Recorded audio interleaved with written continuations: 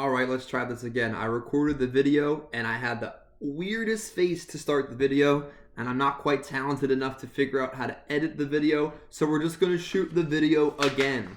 Today we're talking about what carriers to have in your bag. Not by name, not by brand. No, we're not name dropping anything. We're just talking conceptually. The 4 types of carriers you should have in your final expense product portfolio.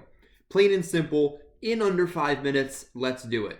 So your primary carrier needs to be a carrier that takes 85% of your business. That's liberal in underwriting, easy to write, easy to issue. For the love of whatever deity you pray to, instant decision in the home. Let's pause for a second. It's 2022. You need to be leaving the home with a firm decision almost all the time.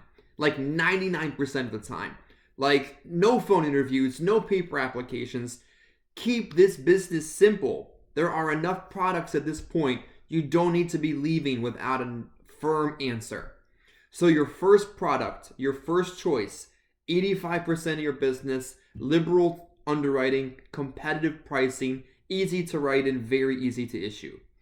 Your second carrier needs to make up for the 15% of people your other company did not take.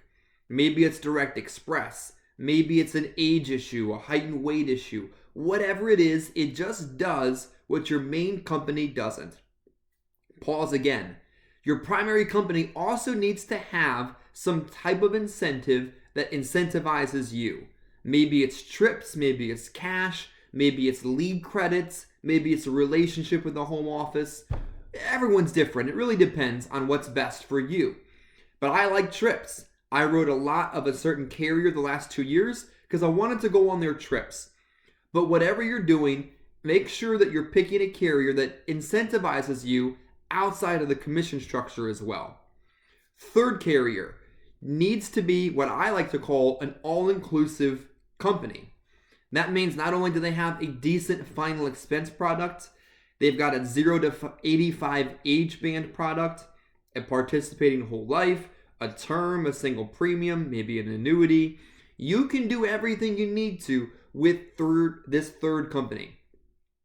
Maybe it isn't one you write a lot, but it needs to be one you're comfortable with writing when the situation arises. You've got a 40-year-old referral. You stumble on a term case. You find single premium money. Whatever it is, this third company will help you make up for those other issues. And your fourth company, plain and simple, needs to be able to take the sickest of the people that you see. Modified, guaranteed issue. Some call it prime term. You get what I'm saying when I say that. Something as your fallback option that when in doubt, this is what you're going to write. Because this is final expense. This is the McDonald's of the insurance agent industry. You're not going to spend a ton of time coming back, rewriting, declined here, right there, call this, order that. Leave the home with the job done. Carrier 4 will cover anyone and everybody with a pulse and a method to pay. Also keep in mind with your 4 main products in the 5 minutes we're talking today is a balance of quick pay and paid on draft carriers. The more you're in the business, the less that getting paid quick matters, but it's still an incentive for some. I like it. I like to write business on Tuesday, get paid on Thursday afternoon. I like to write business this week and get paid next. So you need to have a balance of quick pay carriers and paid on draft carriers. You also need to, with these 4 companies, treat them like you own them. Writing quality business, business that's gonna stay, business that's going to pay, business that's ethically written, using the process it's designed. Treat those companies like you own them. Because guess what happens? You treat them good, the product stays on the market.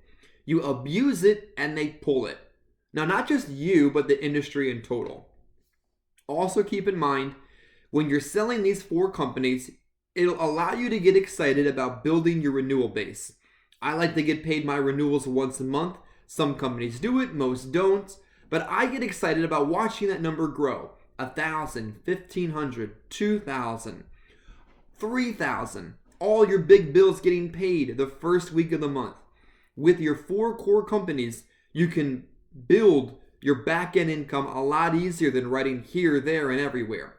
So hopefully that helps you today. 4 companies is all you need. You decide the names of them. I gave you the parameters on how you should pick them. Like the video, comment below, subscribe to the channel, and we'll keep doing this as often as possible.